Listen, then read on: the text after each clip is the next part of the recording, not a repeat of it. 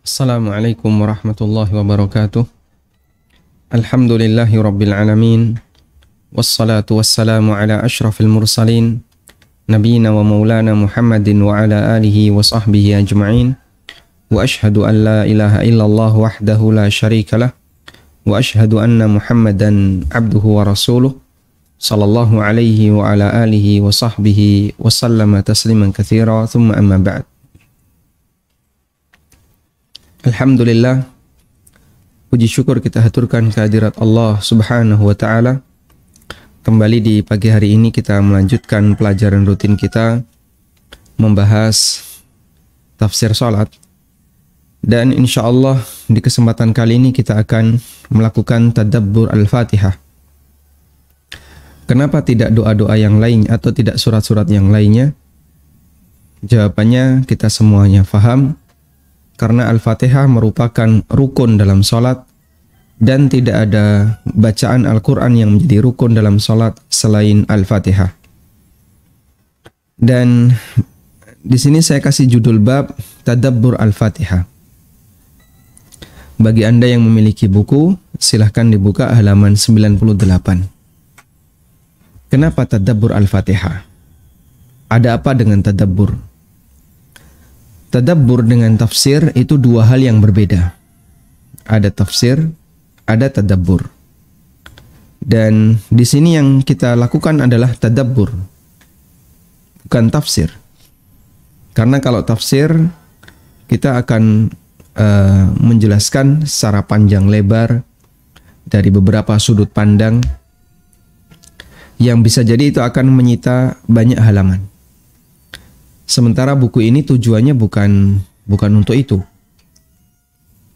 Namun tujuan dari buku ini adalah mengajak para pembaca untuk bisa merenungkan secara singkat dari setiap bacaan dan gerakan yang kita lakukan ketika kita sholat. Karena itulah di sini yang akan kita sajikan adalah tadabbur Al-Fatihah dan bukan tafsir Al-Fatihah. Bagi Anda yang menghendaki untuk membaca tafsir, walhamdulillah tentang surat Al-Fatihah sudah banyak sekali buku-buku tafsir yang mengupasnya. Rujukan Anda bisa kembali kepada tafsir Ibnu Katsir atau tafsir yang mudah untuk didapatkan, tafsir Ibnu Katsir atau tafsir yang disampaikan oleh para asatidzah seperti tafsir yang ditulis oleh Ustadz Firanda dan yang lainnya. Tayyib. Sekarang kita akan melihat apa itu tadabbur. Mengapa tadabbur? Ini yang diperintahkan oleh Allah dalam Al-Quran. Dengan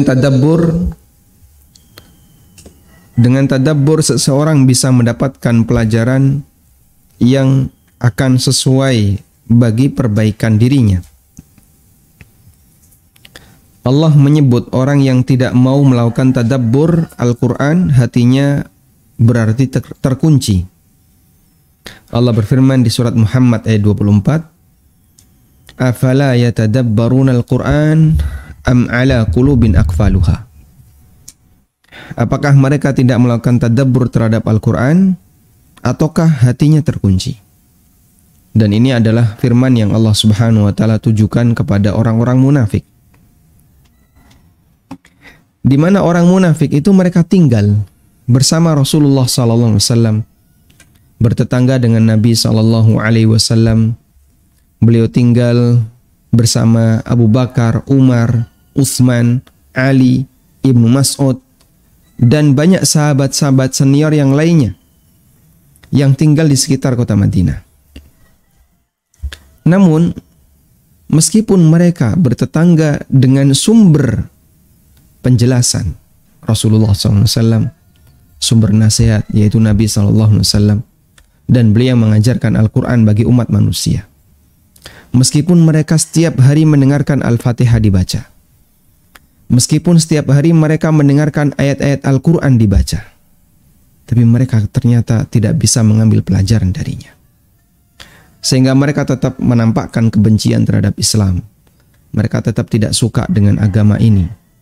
Mereka bahkan bikin rusuh di masyarakat dengan menyebarkan berbagai macam berita-berita dusta Kadang mereka juga menyebarkan berbagai macam kedengkian di tengah masyarakat, sehingga menghasut orang Yahudi, menghasut orang dari suku yang lain, agar kemudian bersama-sama untuk bisa menyerang Islam.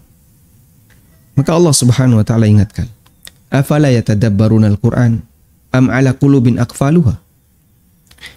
Apakah mereka tidak merenungkan isi Al-Qur'an, ataukah ada kunci dalam hatinya? Padahal tiap hari mereka mendengarkan Al-Qur'an. Makanya jamaah yang dimakan Allah Subhanahu wa taala, enggak jaminan orang yang bertetangga dengan ulama dia akan ketularan ilmunya. Sebagaimana ada orang yang bertetangga dengan Nabi SAW, bertetangga dengan Abu Bakar, dengan Umar, dan para sahabat-sahabat senior yang lainnya radhiyallahu ta'ala anhum ajma'in. Banyak orang yang bertetangga dengan mereka, namun ternyata sama sekali tidak mendapatkan pengaruh baik darinya, karena hatinya adalah hati yang rusak. Hatinya dipenuhi dengan kebencian terhadap kebenaran. Maka Allah Subhanahu wa taala menutup hatinya sehingga hidayah itu susah untuk sampai bisa menembus ke dalamnya. Padahal ilmu itu cahaya. Dan cahaya itu punya daya untuk bisa menembus lorong-lorong yang di situ tidak ada penutupnya. Sehingga ketika hatinya itu sudah ditutup oleh Allah Subhanahu wa taala dan cahaya hidayah tidak bisa menembusnya, maka dia akan tenggelam dalam kesesatan. Cuman di sana ada sebagian orang yang berani dengan vulgar menampakkan kebenciannya, sehingga jadilah dia orang zindik. Dan ada yang diam-diam, sehingga dia ketika menampakkan kebencian hanya dari sindiran dan sindiran, nyindir kanan, nyindir kiri. Dan itu gayanya orang munafik. Dan di masa Nabi SAW, karena mereka posisinya lemah, maka mereka hanya bisa nyindir. Dan kalau ada peluang untuk bisa diangkat, mereka angkat. Misalnya hadithul ifki. Apa itu hadithul ifki? Berita dusta tentang zina yang dilakukan oleh Aisyah radhiyallahu anha. Maha suci Allah dari apa yang mereka ucapkan, sehingga mereka mengatakan Aisyah berzina. So juga berita-berita dusta yang lainnya yang disebarkan oleh orang-orang munafik kepada kaum muslimin. Makanya Allah Subhanahu wa taala tidak menghendaki mereka untuk bisa mendapatkan hidayah, disebabkan karena kejahatan yang mereka lakukan di tengah umat Islam. Kemudian Allah Subhanahu wa taala juga menjadikan tadabbur sebagai bagian dari tujuan Al-Qur'an diturunkan. Sebagaimana yang Allah firmankan di surat Shad ayat 29. Kitabun anzalnahu ilaika mubarakun liyadabbaru ayatihi waliyatadzakkara ulul albab. Inilah kitab anzalnahu ilaika yang aku turunkan kepadamu, mubarakun, dan dia diberkahi.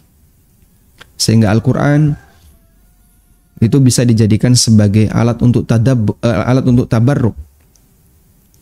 Bentuknya bagaimana keberkahan Al-Qur'an itu? Liyadabbaru ayati, agar mereka mentadaburi, merenungkan ayat-ayatnya. Sehingga bentuk mengambil keberkahan dari Al-Quran adalah mempelajarinya, mentadaburi ayat-ayatnya.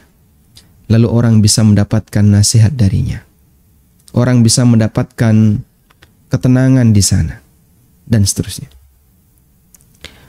Meskipun ada bentuk kesalahan yang dilakukan oleh sebagian masyarakat, mereka ngalap berkah dengan Al-Quran bukan dengan cara mentadaburi, tapi yang mereka lakukan adalah Al-Quran itu dijadikan sebagai teh celup, gitu ya. Sehingga ada orang yang mencari Quran-Quran bekas atau Al-Quran yang sudah nggak dipakai, yang sudah kuning, yang sudah mungkin tidak bisa dibaca, sobek-sobek, terus disobek, Pak. Kemudian dilipat-lipat, nanti dicelupkan ke dalam air, lalu diminum, dijadikan sebagai obat. Ini teh celup Quran. Dan katanya itu bagian dari tabarruk terhadap Al-Quran. Baik, saya tidak sedang menilai perbuatan ini. Namun kalau kita perhatikan bahwa makna keberkahan Al-Quran itu sebenarnya bukan ini. Tapi makna keberkahan Al-Quran adalah bagaimana seseorang bisa mentadabburinya, mengambil pelajaran darinya, sehingga dia bisa mendapatkan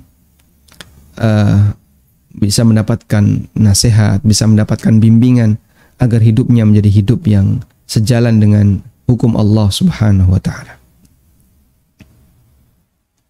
Bahasa mudah untuk kata tadabbur adalah merenungkan.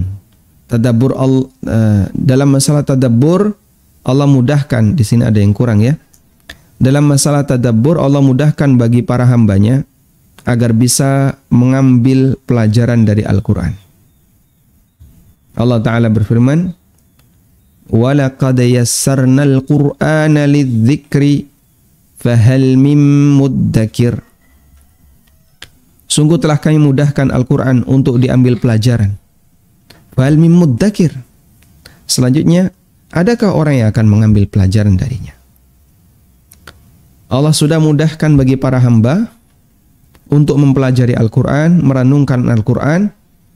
Tinggal selanjutnya, apakah orang itu mau belajar ataukah tidak. Dan ada dua hal ya, ada fasilitas, ada usaha. Ada fasilitas, ada usaha. Bisa jadi ada orang yang dikasih banyak fasilitas, tapi usahanya minim, sehingga dia tidak bisa mendapatkan banyak manfaat. Sebaliknya ada orang yang sedikit fasilitas, namun Masya Allah, dia punya kegigihan dalam berusaha, sehingga dia bisa mendapatkan banyak manfaat. Terkadang kalau kita bandingkan antara kehidupan kita dengan kehidupan para ulama di masa silam, yang mereka memperjuangkan bagaimana caranya agar ajaran Islam itu tetap utuh dan bisa sampai ke generasi berikutnya. Masya Allah, itu perjuangan yang luar biasa. Anda bisa bayangkan fasilitas untuk menulis itu tidak sebagaimana zaman sekarang. Orang untuk bisa nulis, dia butuh bahan yang harganya mahal. Tinta waktu itu masih mahal, karena masih langka. Kertas, dia kertas yang kasar, kemudian terbatas. Kalau dipakai nulis, tidak seenak zaman sekarang. Tapi Masya Allah, jadilah karya-karya yang itu dimanfaatkan oleh umat sampai sekarang. Sehingga misalnya At-Tabari rahimahullahu ta'ala, beliau menulis dalam jumlah yang sangat banyak. Beliau menulis dalam jumlah yang sangat banyak, sampai ada yang membuat rata-rata tulisan At-Tabari dibandingkan dengan usianya. Jadi dihitung dari sejak dia bayi sampai At-Tabari ini meninggal dunia, rata-rata ya At-Tabari itu menulis per hari 30 halaman. Masya Allah, per hari 30 halaman. Kita membaca saja nggak ada ya. Kita membaca sehari ya mungkin 10 halaman sudah ngantuk. 5 halaman sudah krip gitu ya. 10 tidur. Bahkan orang ketika nggak bisa tidur, ya, pengalihannya adalah baca. Kalau baca terus ngantuk, tidur. Ya, Masya Allah. Padahal tulisan yang ada di tempat kita sudah jauh lebih jelas dibandingkan tulisan di masa silam. Karena di masa silam kadang kurang jelas, tintanya blobor gitu ya. Saat dipakai kemudian berkembang, nanti jadinya hurufnya gandeng-gandeng. Sekarang Masya Allah ketikannya bagus, pakai cetak yang bagus, kemudian hurufnya jelas. Cuman ada tadi ya fasilitas dan ada fasilitas dan ada kesungguhan. ada perjuangan. Demikian pula yang dilakukan oleh para ulama yang lainnya, termasuk juga yang dilakukan oleh para sahabat ketika mereka mempertahankan sunnah Nabi SAW. Termasuk yang dilakukan oleh para perawi hadis. Sampai mereka harus berpindah dari satu negeri ke negeri yang lain. Melakukan perjalanan yang sangat jauh. Dan itu harus melewati padang pasir. Untuk kemudian mendapatkan hadis dari ulamanya. Hadis dari sahabat yang lebih senior atau ulama yang lebih senior. Dalam suasana kaum muslimin ketika itu sedang melakukan berbagai macam futuhat. Berbagai macam penaklukan. Di sana dia menaklukkan, di sana dia menaklukkan. Yang itu menjadi salah satu di antara bahan kritikan yang dilakukan oleh orang liberal terhadap Islam. Jadi mereka mengatakan demikian. Banyak karya fikih yang ditulis oleh para ulama, atau buku tafsir, atau buku-buku hadis yang ditulis oleh para ulama di zaman ketika sering terjadi peperangan. Lalu dia menyimpulkan, karena dulu kaum muslimin sering terjadi peperangan, itu mempengaruhi mindset mereka ketika menulis sebuah karya. Sehingga tulisannya itu diwarnai dengan sedikit suasana keras. Diwarnai dengan radikal, diwarnai dengan ekstremisme. Akhirnya tuduhannya dikembalikan kepada banyak karya tokoh-tokoh kaum muslimin yang radikal. Dan ini sebenarnya penghinaan kepada para ulama. Baik. Terus bagaimana komentar kita? Saya kasih jawaban. Ketika Al-Quran itu turun dan Nabi SAW menyampaikan hadisnya di masa beliau hidup, kaum muslimin juga banyak diwarnai dengan peperangan. Ya. Ada futuhat A, ada penaklukan daerah A, penaklukan daerah B, penaklukan daerah C. Anda bisa bayangkan jarak antara satu peperangan dengan peperangan yang lain itu sangat pendek. Perang Badar Kubro dengan perang Uhud hanya 1 tahun. Perang Uhud dengan perang Ahzab hanya 2 tahun. Ini tahun 2 perang Badar, tahun ketiga Uhud, tahun kelima Ahzab. Dan masih banyak peperangan kecil-kecil yang lainnya yang itu tidak sebesar perang-perang yang tadi kita sebutkan.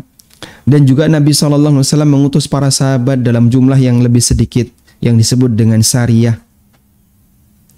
Apakah kemudian berarti bahwasanya sabda Nabi SAW diwarnai dengan suasana perang, diwarnai dengan radikalisme, diwarnai dengan ekstremisme? Subhanallah, waliyadzubillah, dari ucapan semacam ini. Apalagi Al-Quran. Al-Quran itu diwarnai dengan tindakan radikal. Subhanallah, Maha Suci Allah dari ucapan semacam ini. Betul ada suasana itu yang mengiringi kodifikasi hadis, yang mengiringi tulisan-tulisan para ulama. Karena mereka hidup ketika para khalifah-khalifah dari berbagai macam daulah. Ada daulah Abbasiyah atau daulah Umayyah dalam kondisi berjaya, sehingga terkadang mereka melakukan penaklukan ke berbagai macam daerah di sekitarnya. Baik. Namun mereka tetap memiliki idealisme, menyampaikan kebenaran sebagaimana apa adanya. Dan bukan kemudian dicampur-campuri dengan berbagai macam kotoran hawa nafsu. Sehingga tafsirnya para ulama adalah tafsir yang berisi kebaikan bagi umat. Tinggal selanjutnya apakah mereka mau belajar ataukah tidak. Selanjutnya apakah kita mau belajar ataukah tidak. Allah sudah kasih banyak kemudahan. Bapak Ibu mau buku apa? Buku tafsir melimpah, Masya Allah. Dalam bahasa Indonesia juga banyak. Mau buku hadis melimpah juga, dalam bahasa Indonesia juga banyak. Mau fikih jauh lebih banyak dibandingkan yang sebelumnya. Banyak sekali buku-buku fikih yang sudah diterjemahkan. Mau buku apa lagi? Sehingga banyak disiplin-disiplin ilmu yang kita itu sudah dimudahkan. Tinggal apakah mau untuk mengambilnya ataukah kita akan menyia-nyiakannya. Makanya benar apa yang Allah nyatakan. وَلَقَدْ يَسَّرْنَا الْقُرْآنَ لِلذِّكْرِ فَهَلْ مِن مُدَّكِرٍ. Sungguh telah kami mudahkan Al-Quran untuk diambil pelajaran. Tinggal apakah orang itu mau mengambil pelajaran ataukah tidak. At-Tabari rahimahullah mengatakan dalam tafsirnya ketika beliau menjelaskan ayat di atas, walaqad sahhalnal Qur'an, sungguh kami telah memudahkan Al-Quran. Bayyannahu, kami jelaskan Al-Quran. Wa fassalnahu, kami berikan rincian Al-Quran. Lidzikri, untuk diambil pelajaran. Liman arada ayyatadzakkara, bagi siapa yang mau mengambil pelajaran. Wa ya'tabira, dan bagi siapa yang mau mengambil iktibar. Wa yatta'idha, dan mengambil nasihat dari Al-Quran. Wa hawwannahu, dan aku mudahkan Al-Quran. Sehingga Allah mudahkan Al-Quran untuk diambil pelajarannya. Tinggal kita mau belajar atau tidak. Makanya kalau sampai ada orang yang begitu awam dalam masalah agama, di zaman seperti ini, di mana dia bisa dengan mudah mengakses pelajaran-pelajaran agama, saya bisa pastikan orang ini sangat rugi dan jelas rugi. Ada sebuah obrolan di belakang saya ya. Waktu itu ya ini di atas pesawat. Obrolan antara pramugari dengan salah satu awak pesawat yang dia bukan pramugari, tapi ikut menumpang ketika itu. Lalu ketika menyebutkan, jadi pramugari ini muslimah, dia sholat. Ketika temannya itu menyebutkan, sholat jenazah itu mepet-mepet, softnya mepet-mepet, gitu ya. Terus dia heran, loh kenapa mepet-mepet? Nanti nek rukuk sujud gimana? Loh sholat jenazah nggak ada rukuk dan sujud. Apa komentarnya? Loh saya baru tahu ada sholat yang nggak pakai rukuk dan sujud. Saya baru tahu ada sholat yang nggak pakai rukuk dan sujud. Masya Allah. Ini orang di belakang saya, bahasa Inggrisnya cas-cis-cus lancar. Disuruh cerita tentang pengalamannya, wah Masya Allah. Pagi sarapan di mana misalnya? Pagi sarapan di Pontianak ya. Sore atau siang makan siang di Jakarta. Nanti sore sudah sampai Palembang, makan malam di Palembang. Nanti jam berapa lagi sudah sampai Padang. Dia istirahat tidur di Padang. Subhanallah. Dia kalau disuruh cerita untuk pengalaman dunia banyak. Termasuk juga ya video yang kemarin sempat viral. Ada petugas yang memakamkan jenazah COVID ya. Kemudian dia sholat jenazah di mana? Di kuburan. Pakai ruku. Subhanallah. Ini orang kalau awam dalam masalah agama ya jangan sampai kebangetan kayak gitu. Ya awam-awam ya awam gitu ya. Tapi jangan sampai kebangetan seperti itu. Di tengah dia bukan orang yang tinggal di pelosok kampung, di mana akses internet nggak ada. Itu orang kota. Kejadiannya di Jakarta ya. Orang kota. Karena orang ini tidak punya perhatian sama sekali dengan agamanya, sehingga dia tidak menyisakan waktu walaupun hanya setengah jam untuk belajar agama. Sampai jadilah seperti itu. Coba kalau dia berikan waktu setengah jam saja untuk belajar agama, saya yakin nggak sampailah separah itu. Ini sebuah celaan bagi orang yang dia sama sekali tidak punya kepedulian terhadap agama. Padahal Allah Subhanahu wa taala mengingatkan, "Wa man a'rada 'an dzikri fa inna lahu ma'isyatan dhanka wa nahsyuruhu yaumal qiyamati a'ma." Barang siapa yang berpaling dari peringatan dariku. Maksudnya adalah tidak mau mempelajari peringatan yang telah Allah turunkan. Dia nggak punya perhatian sedikit pun untuk mempelajarinya. Fa inna lahu ma'isyatan dhanka. Maka dia akan memiliki kehidupan yang sempit. Kehidupannya pasti susah. Susah dari sisi mana, Pak? Bisa jadi dia kaya, betul. Tapi dia nggak bakalan punya ketenangan. Wa nahsyuruhu yaumal qiyamati a'ma. Dan perhatikan kalimat yang kedua ini. Dan kami akan kumpulkan dia kelak di hari kiamat dalam si buta.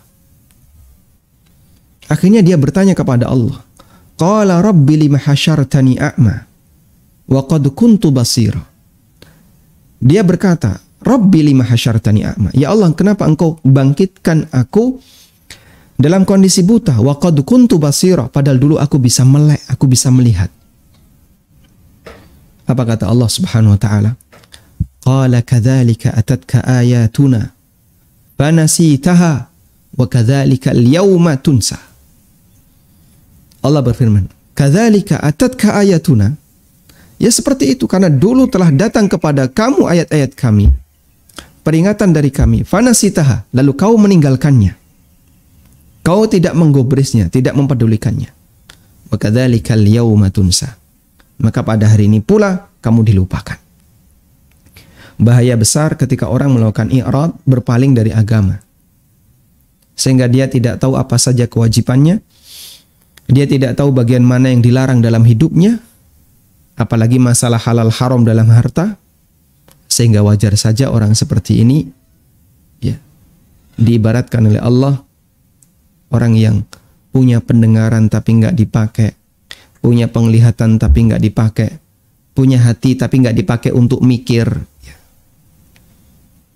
Sehingga disebut oleh Allah, ulaika kal an'am, mereka seperti binatang. Tapi Masya Allah dalam masalah berita, Masya Allah, detail dia.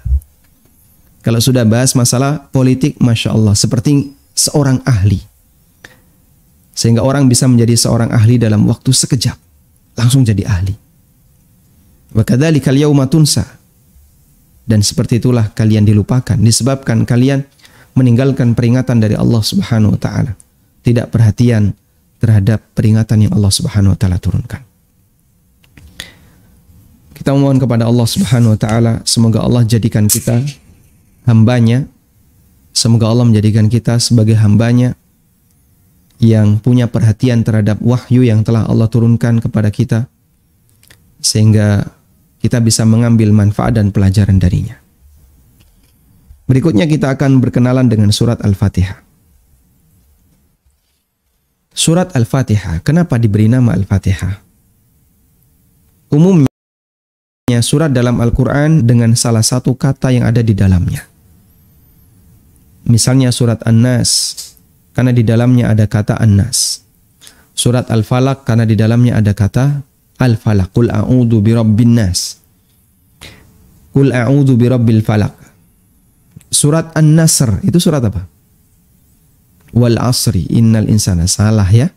Surat An-Nasr adalah surat Idza jaa nasrullah, disebut surat An-Nasr karena ada lafaz nasrullah. Itu umumnya yang terjadi pada penamaan surat dalam Al-Quran. Namun dalam surat Al-Fatihah kita tidak menjumpai kata Al-Fatihah. Coba Bapak Ibu lihat di surat Al-Fatihah ada nggak kata Al-Fatihah? Ada Pak Ustadz. Yang mana? Itu biasanya Pak Kaum Al-Fatihah. Nah, itu bukan bagian dari surat. Mulai dari Bismillahirrahmanirrahim sampai waladdallin, bahkan Anda tambahkan amin, nggak ada kata Al-Fatihah. Lalu kenapa surat ini diberi nama Al-Fatihah padahal tidak ada kata Al-Fatihah di dalamnya? Surat ini dinamakan Al-Fatihah yang artinya pembuka. Yang artinya adalah surat pembuka. Al-Fatih artinya pembuka. Al-Fatihah artinya pembukaan. Mengapa dinamakan sebagai surat Al-Fatihah, surat pembukaan? Ada dua penjelasan yang disampaikan oleh para ulama. Yang pertama,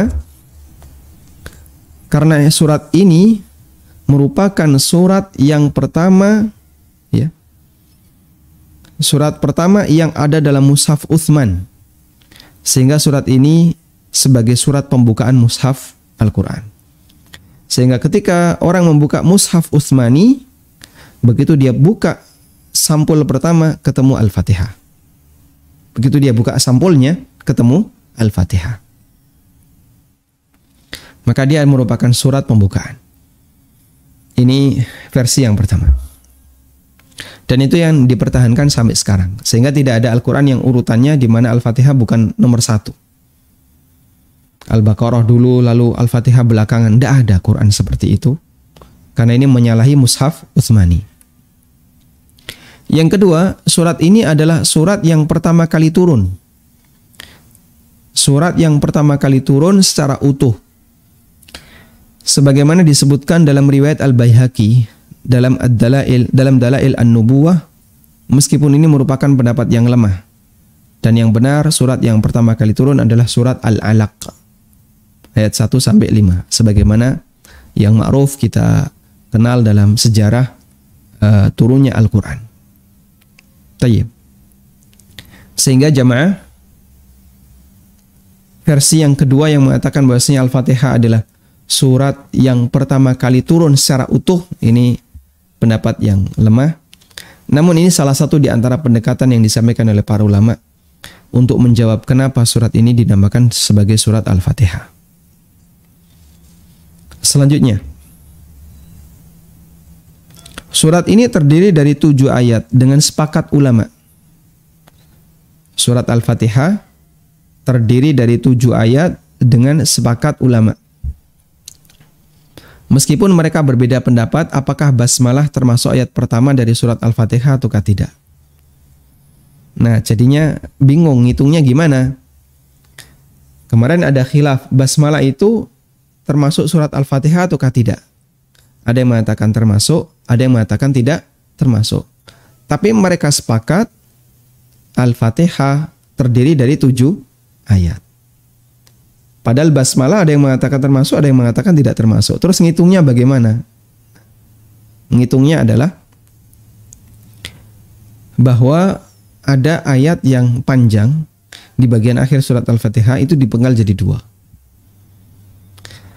Kalau basmalah sebagai ayat pertama, maka ngitungnya Bismillahirrahmanirrahim.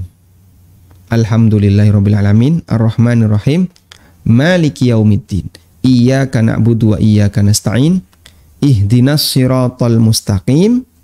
Nah, yang ketujuh, siratal ladzina an'amta 'alaihim ghairil maghdubi 'alaihim waladdallin. Jadilah 7.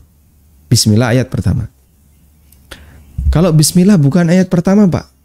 Tapi alhamdulillah. Alhamdulillahi rabbil alamin. Ar-Rahmanir Rahim. Maliki yaumiddin. Iyyaka na'budu wa iyyaka nasta'in. Ihdinas siratal mustaqim. Siratal ladzina an'amta 'alaihim. Ayat yang ke-6. Ghairil maghdubi 'alaihim waladdallin. Ayat yang ke-7.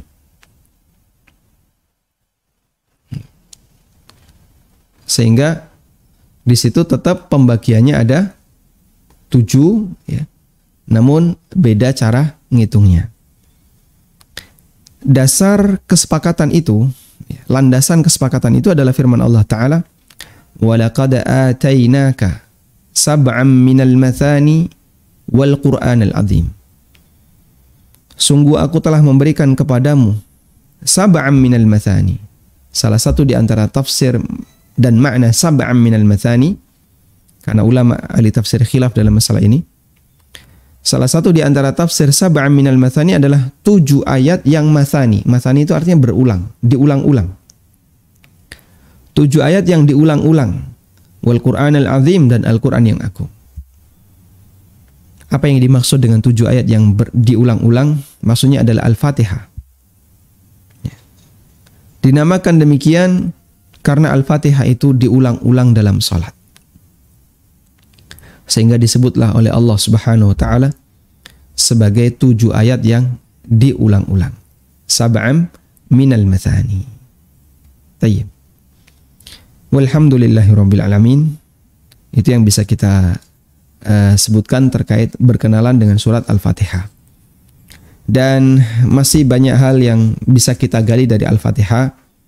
Namun sekali lagi bahwa kajian kita adalah kajian tentang sholat, bukan tafsir Al-Fatihah, bukan tafsir Al-Quran. Karena itu penjelasan tentang Al-Fatihah tidak kita paparkan sebagaimana layaknya tafsir, tapi lebih fokus kepada apa yang berkaitan dengan sholatnya. Wallahu a'lam wa sallallahu ala nabiyyina Muhammadin wa ala alihi wa sahbihi wa sallam wa akhiru da'wana anil hamdulillahi rabbil alamin. Donasi pembangunan Madinah Islamic Primary School Unit Kerajaan Yayasan Amal Abadi Indonesia yang dibina Ustadz Aminur Bait STBA Hafizahullah saat ini tengah membangun gedung sekolah dasar Tahfizul Quran Madinah Islamic Primary School atau STTQ MIPS Unit Kerajaan. Gedung ini dibangun di atas tanah seluas 646 meter persegi. Perkiraan biaya untuk pembangunan tahap pertama mencapai 2,6 miliar rupiah. Salurkan donasi Anda untuk pembangunan PS melalui rekening atas nama Yayasan Amal Abadi Indonesia, Bank Mandiri Syariah 7441049999. Konfirmasi dan info donasi hubungi 0823457441. Jazakumullahu khairan. من ذا الذي يقرض الله قرضا حسنا فيضاعفه له وله أجر كريم.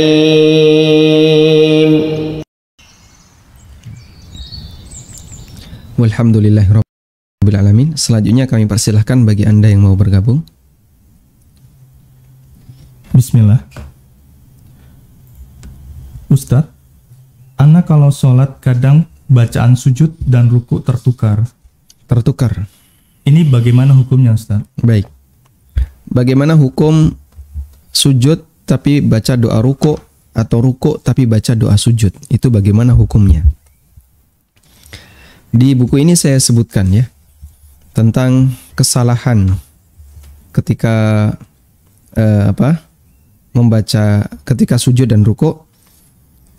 Di fikih sujud membaca doa ruku ketika sujud di halaman 201. Nah.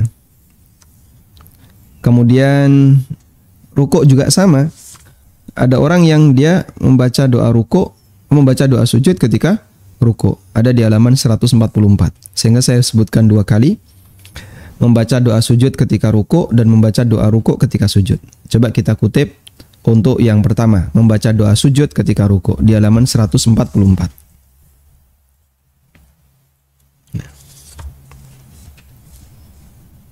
Membaca doa sujud ketika ruku terbalik karena lupa, termasuk kasus yang sering terjadi, yaitu membaca doa sujud ketika ruku atau membaca doa ruku ketika.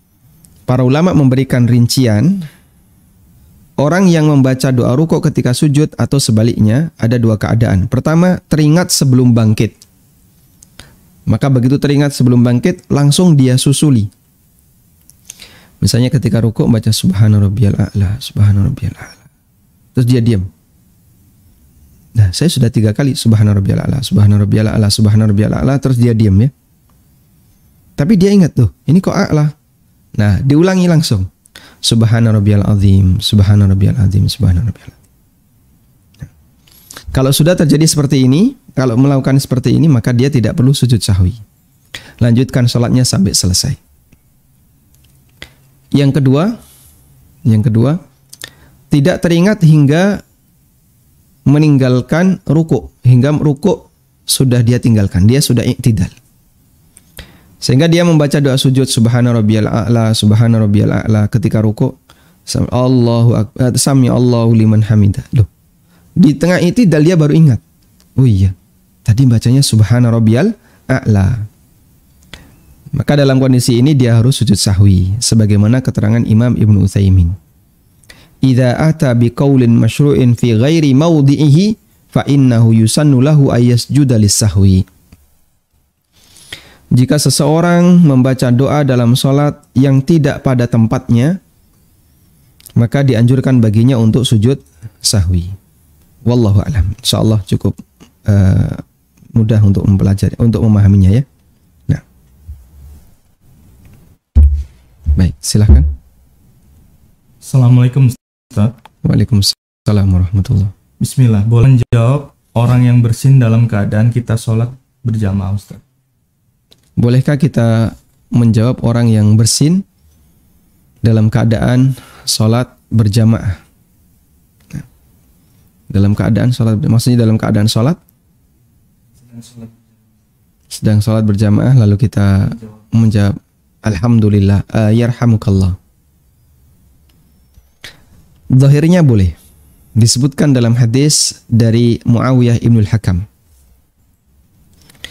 Ketika beliau masuk Islam, lalu beliau salat berjamaah bersama Nabi SAW. Muawiyah ibnul Hakam ikut salat bersama Nabi SAW. Lalu ada orang yang bersin. Kemudian yang bersin itu mengucapkan alhamdulillah. Kemudian Muawiyah mengucapkan yarhamukallah. Mohon maaf ya. Tadi apa? Menjawab ya. Menjawab. Muawiyah mengucapkan yarhamukallah. Para sahabat ngelirik Muawiyah ibnul Hakam. Kemudian dia komentar, "Madza tanduruna ilayya?" Kamu kok ngelihat aku, kenapa? Akhirnya ditepuk sama sahabat. Kemudian dia diam. Seusai salat, Nabi SAW mengatakan, "Inna hadhis salah la tasluhu fihi min kalamin nas. Innama huwa takbirun wa tasbihun wa tahmid." Sesungguhnya dalam salat seperti ini tidak boleh kecampuran dengan pembicaraan manusia. Salat itu isinya zikir. Innama huwa zikrullah. Salat itu isinya zikir, ada takbir, tasbih, tahmid, tahlil. Sehingga jangan dicampuri dengan pembicaraan manusia. Baik. Dari riwayat ini, Nabi SAW di situ mengingatkan Muawiyah ibnul Hakam, tapi beliau SAW tidak mengingatkan orang yang membaca hamdalah. Tidak mengingatkan orang yang membaca hamdalah ketika bersin. Dan itu dua hal yang berbeda ya. Karena itu zahirnya wallahu taala alam ya. Untuk bacaan hamdalah ketika bersin ya, hukumnya diperbolehkan. Tapi untuk dibaca ketika salat, tapi untuk yarhamukallah tidak diperbolehkan. Wallahu alam, itu yang saya pahami dari zahir hadis. Nah. Baik, silahkan. Halo, Assalamualaikum. Waalaikumsalam warahmatullahi. Ustadz, bagaimana cara menjawab amin bagi makmum perempuan? Cara menjawab? Amin, Ustadz. Bagaimana cara mengucapkan amin? Oh iya, mengucapkan amin bagi jamaah perempuan. Bagi jamaah perempuan. Apakah dilafal, maksudnya apakah diteraskan, apa itu di dalam hati? Baik. Ini bersama di masjid ya, bersama jamaah laki-laki? Iya, bersama jamaah laki-laki. Baik. Syukran Ustaz atas jawabannya. Assalamualaikum warahmatullahi wabarakatuh. Waalaikumsalam warahmatullahi wabarakatuh. Ada banyak zikir yang disyariatkan untuk dikeraskan. Seperti azan, kemudian talbiyah ketika ihram, haji atau umroh. Kemudian ada apa lagi? Misalnya termasuk kemudian iqamah juga dikeraskan. Dan zikir-zikir yang disyariatkan untuk dikeraskan ini bagi para wanita tetap dianjurkan untuk dibaca tapi pelan.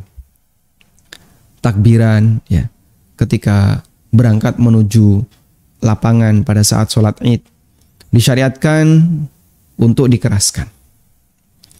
Namun bagi para wanita tabiatnya tetap, sehingga dianjurkan bagi para wanita ketika membaca amin ya tetap disuarakan tapi tidak terlalu keras.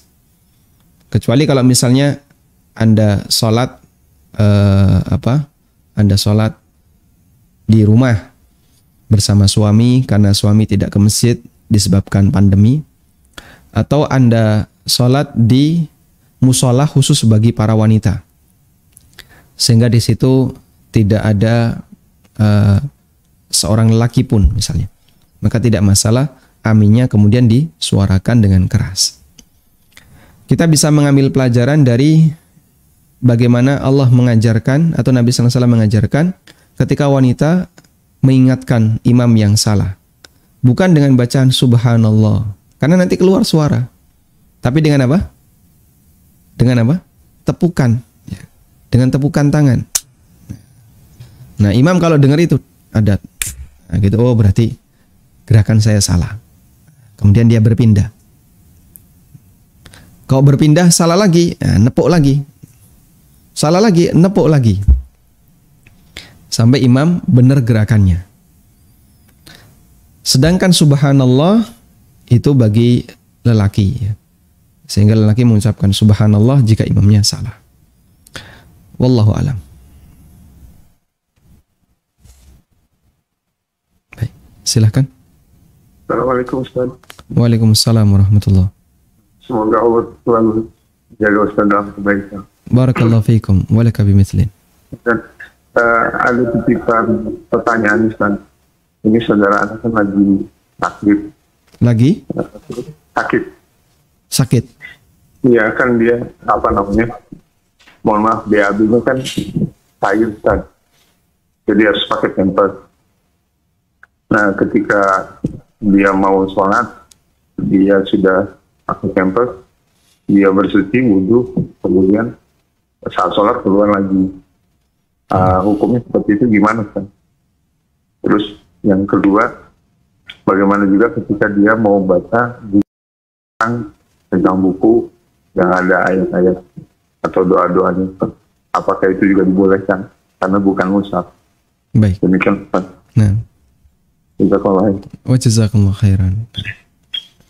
Barakallahu fikum. Semoga Allah Subhanahu wa taala memberikan kesehatan bagi beliau dan semoga sakit yang saat ini beliau alami dijadikan oleh Allah Subhanahu wa taala sebagai kafarah dosa.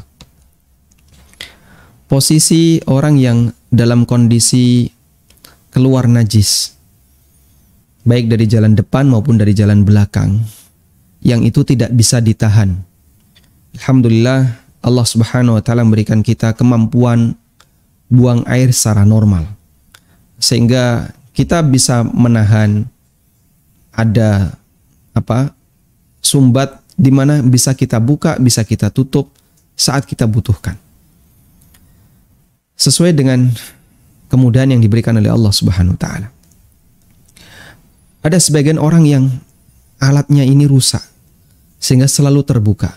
Akhirnya kotoran itu keluar terus. Kencing keluar terus. Seperti orang yang mengalami salisul baul, ya. Mengalami beser. Kencingnya keluar terus. Nggak bisa ditahan. Terus bagaimana sholatnya? Fattaqullaha mastata'tum. Bertakwalah kepada Allah semampunya. Orang seperti ini disyariatkan untuk membersihkan najis sebelum sholat. Kemudian dia bisa pakai diapers. Lalu dia mengerjakan sholat. Di tengah sholat tentu ada banyak gerakan. Gerakan turun ruku, bangkit i'tidal, nanti turun sujud. Yang itu bisa mempengaruhi organ ekskresi misalnya. Karena gerakan-gerakan itu menyebabkan perut ini sedikit tertekan. Lalu keluar air kencing, perut tertekan, keluar kotoran. Lah terus gimana itu? Tidak masalah. Karena dia dalam kondisi gak mungkin itu bisa dihindari. Ketika beliau dalam kondisi tidak mungkin bisa dihindari, maka tidak dipermasalahkan untuk tetap bertahan dalam sholat meskipun keluar najis. Nah, kemudian muncul pertanyaan berikutnya. Wah, kalau seperti ini nanti repot. Repotnya gimana? Ada sholat yang waktunya berdekatan. Apa itu? Maghrib, isya, duhur, asar. Kalau maghrib dia bersuci, lalu ganti pampers, sholat, nanti keluar najis. Isya bersuci lagi, ganti pampers, sholat, keluar najis lagi. Berarti dalam sehari dia butuh berapa? 5 diapers. Maka dia bisa lakukan jamak suri. Sebagaimana pesan yang diberikan oleh Nabi SAW kepada sebagian sahabiat yang mengalami istihadah. Agar mandi setiap kali mau sholat. Akhirnya sahabat wanita ini mandi dan digabung, ya. Sholatnya digabung dengan cara jamak suri. Bentuknya gimana? Ketika sholat maghrib, maka diakhirkan, ya. Sehingga beliau bersuci misalnya isya jam berapa? Jam 7. Jam 7 kurang 15. Jam 6.45, jam 7 kurang 15 menit. beliau bersuci, ya, membersihkan kotorannya, terus ganti diapers yang suci, yang masih bersih.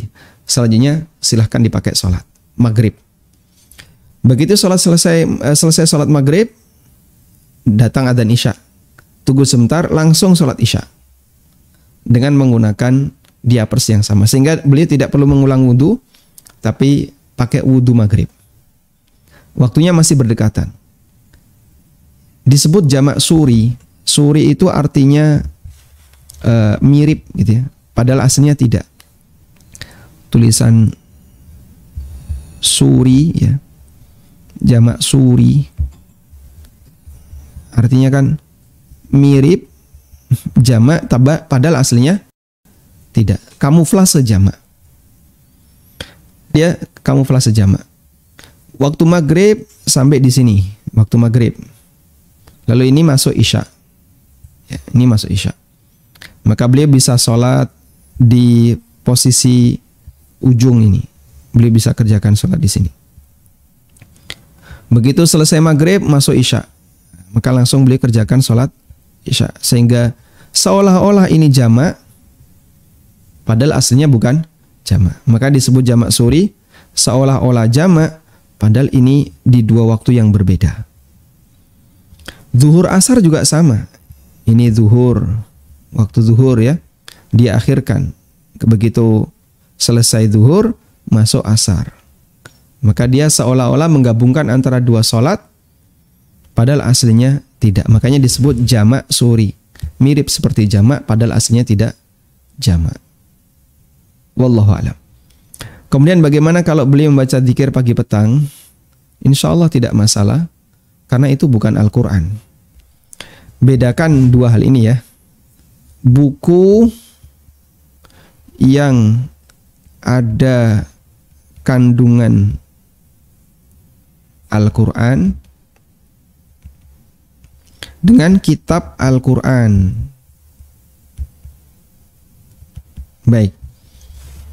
Buku yang ada kandungan Al-Quran, wanita haid boleh nggak megang? Saya langsung bicara untuk yang hadas besar ya. Kalau yang dialami tadi kan hadas kecil. Wanita haid boleh nggak megang? Contohnya apa?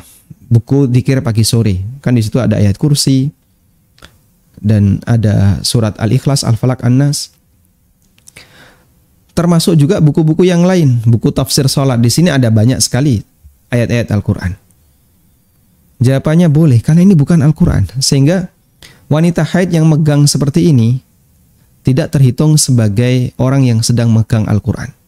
Jika kita mengambil pendapat bahwasanya wanita haid dilarang megang Al-Quran.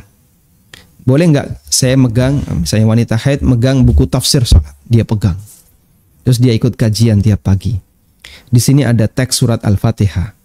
Ada juga firman Allah di ayat-ayat yang lain. Jawabannya boleh, karena ini bukan Al-Quran. Ini buku. Ini buku biasa, bukan Quran. Baik. Termasuk juga para ulama mengatakan buku tafsir. Buku tafsir, Masya Allah, tafsir Quran ya kandungannya banyak sekali Al-Quran. Cuman ini tidak disebut sebagai Al-Quran, tapi ini tetap disebut buku tafsir. Sehingga wanita haid boleh megang buku tafsir. Beda dengan kitab Al-Quran. Satu mushaf Al-Quran, semuanya isinya Quran. Kalau ada tambahannya sedikit. Maka ini wanita haid tidak boleh. Orang yang dalam kondisi hadas besar, tidak boleh, dilarang. Nah sekarang yang hadas kecil boleh nggak? Ya ulama khilaf, ada yang membolehkan, ada yang melarang. Ada khilaf di sana. Ini juga sama sebenarnya, ada khilaf anda yang membolehkan dan melarang. Sehingga wanita haid boleh nggak memegang mushaf. Ada sebagian yang melarang, ada sebagian yang membolehkan, dan jumhur melarang. Jumhur ulama melarang. Karena itu kalau anda mengambil pendapat yang mengatakan terlarang, maka wanita haid tetap boleh tadarrus dengan membaca, tapi tanpa menyentuh. Wah gimana Pak membaca tanpa menyentuh? Ya banyak sekali, fasilitas itu kan banyak. Anda punya laptop, Di laptop ada Al-Quran, buka Quran di laptop, Anda megang mouse. Mushafnya ada di layar laptop, di layar komputer. Sehingga Anda tetap bisa baca tanpa menyentuh Al-Quran. Wallahu a'lam. Nah. Silakan. Ustadz, Ana mau tanya, wudhu itu sempurnanya kan kali. Kalau habis wudhu kita batal, lalu kita ngulangnya 1 kali bagaimana? Syukron. Nah, Ibnu Abbas radhiyallahu anhu pernah mengatakan, kana Nabi sallallahu alaihi wasallam yatawaddau marrataini. Nabi sallallahu alaihi wasallam terkadang berwudu sekali-sekali, kadang beliau berwudu 2 kali. Sehingga wudu bisa sekali-sekali, dan itu gerakan minimal dalam wudu. Sehingga misalnya membasuh muka sekali boleh, mencuci tangan sampai siku sekali boleh, cuci kaki sekali boleh, apalagi dalam kondisi air terbatas. Sehingga kita bisa wudu dengan menggunakan air 1 mud, ya. 1 cakupan 2 telapak tangan dengan cara gerakan sekali-sekali. Hukumnya diperbolehkan. Wallahu a'lam. Waalaikumsalam warahmatullahi. Untuk sholat berjamaah seperti zuhur dan asar, jamaah seperti saya lebih dulu selesai membaca Al-Fatihah dan surat pendek. Apa yang harus dibaca sambil menunggu imam, Ustaz? Anda begitu selesai baca surat pendek, ternyata imam belum rukuk. Apa yang harus dibaca? Baca surat pendek yang lain. Karena tadi mungkin surat pendeknya kependekan, ya. Lalu imam belum rukuk, dan Anda nggak tahu kapan ini selesai. Anda baca lagi surat pendek yang lain. Intinya begini, jangan sampai ada yang nganggur dalam sholat. Nah, ini kaidah, ya. Jadikan ini sebagai kaidah. Jangan ada yang nganggur ketika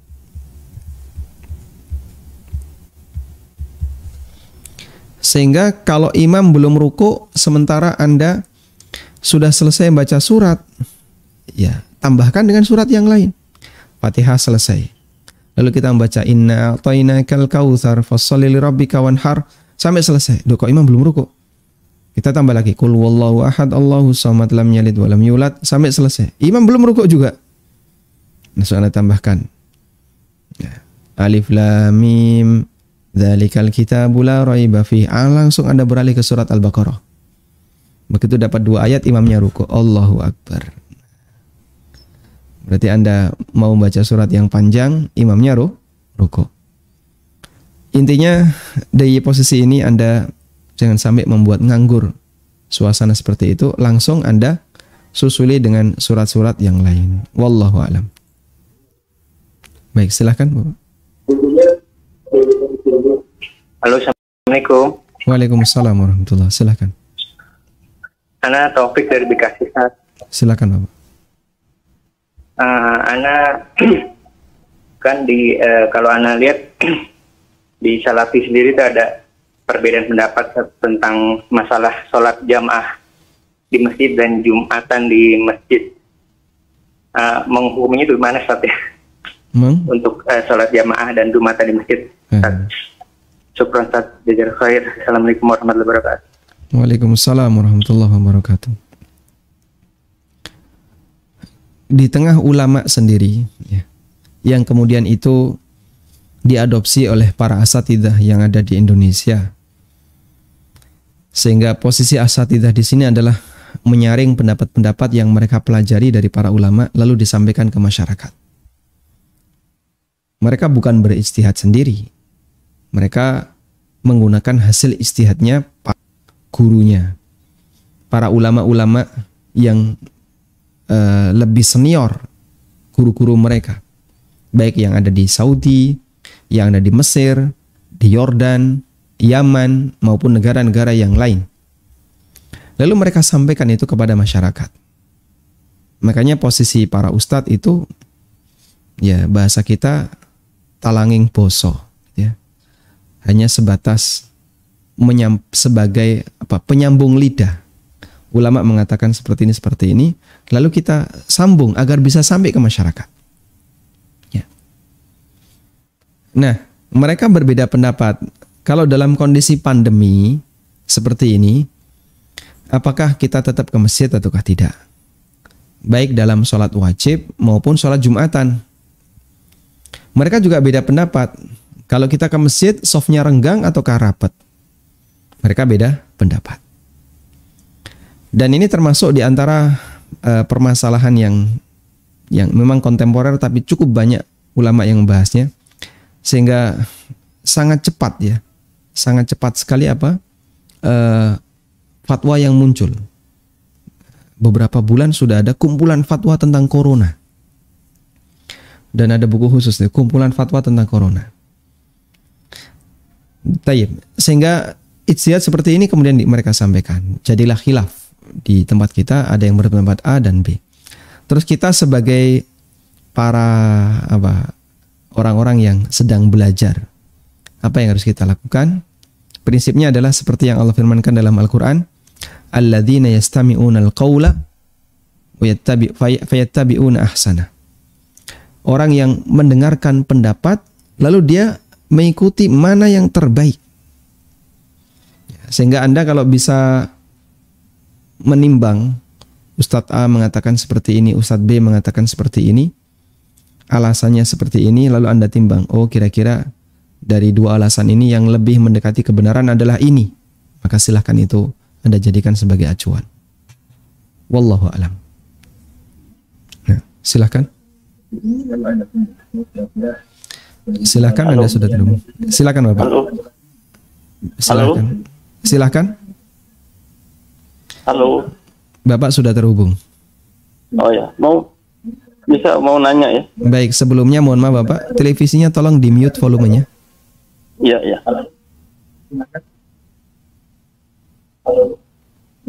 Iya. Halo.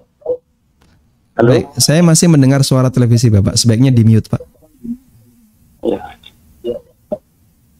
Baik, silakan. Sekarang Bapak boleh menyampaikan. Yes. Kalau ini kita sedang melaksanakan sholat sunat qalbiyah sebelum zuhur 4 rakaat. Kedua 2 rakaat pertama kita itu ada yang ragu yang itu tapi kita lupa untuk sujud sawi. Nah waktu kita ngerjakan sholat yang berikutnya baru teringat di situ.